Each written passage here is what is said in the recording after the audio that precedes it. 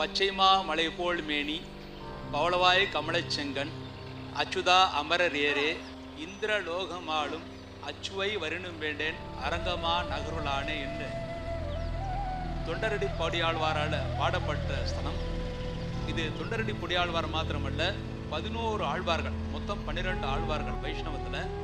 அந்த 12 ஆழ்வார்களில் 11 ஆழ்வார்களால் பாடல் பெற்ற ஒரே ஸ்தலம் இந்த திருவரங்கம் என்று சொல்லக்கூடிய ஸ்தலம் தான். பக்தி, கலாச்சாரம் மற்றும் கட்டிடக்கலையில் காலத்தால் அழியாதது இந்த ஸ்ரீரங்கம் ரங்கநாத சுவாமி கோவில்.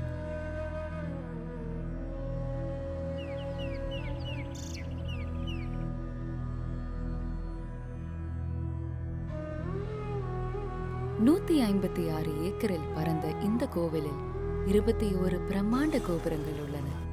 இது ஒரு நகரத்தில் மற்றொரு நகரமாக திகழ்கிறது.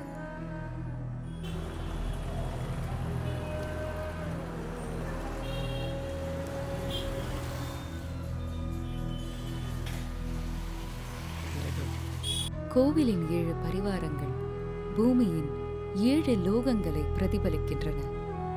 ஒவ்வொரு பிரகாரமும் அழகிய மணிமாடங்களாலும் கம்பீரமான ராஜகோபுரங்களாலும் அலங்கரிக்கப்பட்டுள்ளது. இந்த கோபுரம் 236 அடி உயரம் கொண்ட ராஜகோபுரமாக அழைக்கப்படுகிறது. இது ஆசியாவின் உயரமான கோபுரமாக திகழ்கிறது. கோவிலின் சுவர்களில் ஆயிரக்கணக்கான கல்வெட்டுகள் பொறிக்கப்பட்டுள்ளன.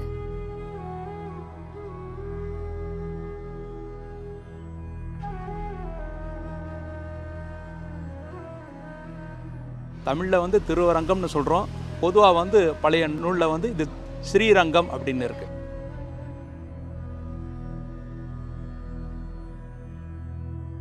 இந்த 108 திருப்பதிலேயே முதல் திருப்பதி இந்த திருப்பதி தான்.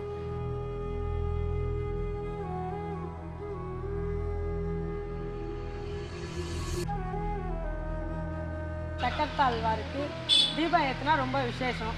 அதில் சனிக்கிழமை 12 பிரதட்சணம் பண்ணால் ரொம்ப விசேஷம்.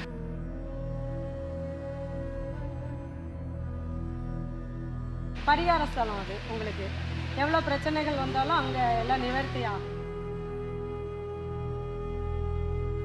கோவிலின் தீப ஒளிகள் அறிவு இருளை நீக்கும் ஒரு புனிதமான அர்த்தத்தை தருகிறது.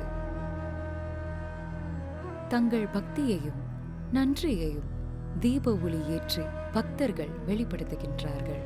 அதனால் எல்லா ஆச்சாரியர்களும் ஒருங்கே இருக்கக்கூடிய ஒரே கோயில் இந்த திருவரங்க கோயில் தான். இந்த திருவரங்க கோயிலை நீங்கள் தரிசனம் பண்ணி நீங்கள் கும்பிட்டீங்கன்னா எல்லா விதமான ஆச்சாரங்களையும் வணங்கின அந்த தோஷம் இந்த நன்மைகள் நமக்கு கிடைக்கும்னு இருக்கு.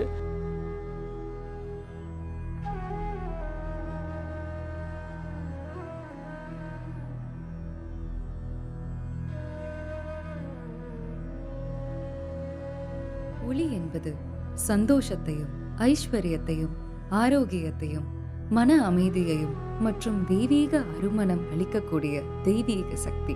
தீப ஜோதி தீபத்தின் ஒளி நம் வாழ்க்கையை ஒளிமயமாக மாற்றும் ஒரு அரிய ஆற்றல். ஒவ்வொரு இடமும் பிரகாசமாய் தெய்வீக ஆற்றலால் நிரம்ப நம் வீட்டில் நல்ல சக்திகள் நிலைநிறுத்தப்படுகின்றன. தீப ஜோதி நம் மனதில் இருக்கும் இருளை அகற்றி நம் எண்ணங்களை வளர்க்கும் சக்தியாகும். இது தெய்வத்தின் அருளை பெறுவதற்கான ஒரு முக்கிய வழி. இந்த ஒளி நமக்கு சீரான சிந்தனையையும் சுப வாழ்க்கையையும் ஏற்படுத்துகிறது. தீபஜோதியின் சிறப்பம்சங்கள்: நீண்ட நேரம் எரியும். சிறப்பாக தயாரிக்கப்பட்டுள்ளதால் தீபஜோதி எண்ணெய் நீண்ட நேரம் ஒளியூட்டும். புகை இல்லாதது. பிரார்த்தனைகள் மற்றும் பூஜைக்கு பொருத்தமாக உள்ளது. எந்த பிரச்சனையும் தீர்ந்துருச்சு. இதுவரையும் பெருமாள் கோயில் உள்ள போயிட்டு வந்தா இன்னைக்கு எந்த பிரச்சனையும் இல்லை, நிம்மதியா போகலாம் அப்படின்ற அளவுக்கு இருக்கு. அதனால ஏகப்பட்ட பேர், ஒருத்தர் 2 பேர்ல ஏகப்பட்ட பேர் இங்க பார்த்துன்னு மனநிறைவோட சந்தோஷமா போயிட்டு இருக்காங்க.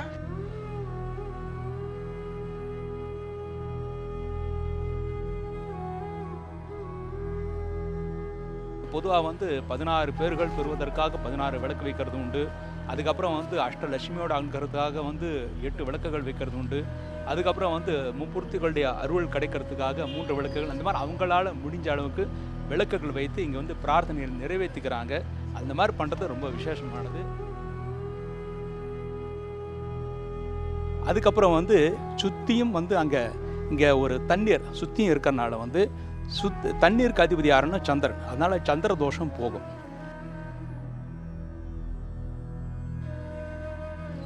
இந்த கோயிலின் சிறப்பு கார்த்திகை மாதமானது கௌசிக ஏகாசி வரும்.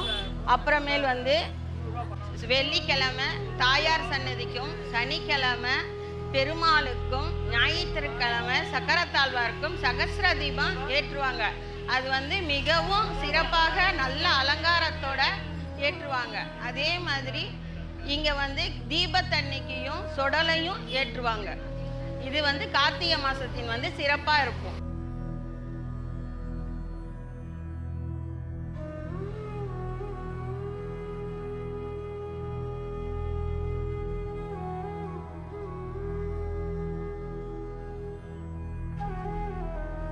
ஸ்ரீரங்கத்தில் நடைபெறும் வைகுண்ட ஏகாதசி திருவிழா மிகவும் சிறப்பு வாய்ந்தது. பக்தர்கள் பிரம்மாண்டமான தேரோட்டத்தையும் பரமபத வாசல் திறப்பையும் காண கடல் போல கூடுகின்றனர்.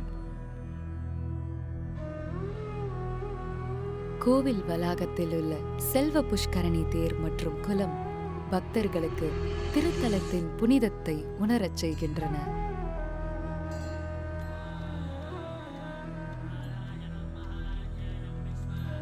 பிரகாரங்களின் தூண்களில் காணப்படும் சிற்பங்கள் நம் பண்டைய தமிழ் தத்துவத்தையும் மானுடத்தின் அனுபவங்களையும் பிரதிபலிக்கின்றன.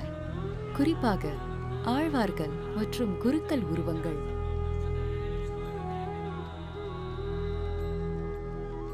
அவர்களது பக்தி பரவசத்தை அழகிய வடிவங்களில் காட்டுகின்றன.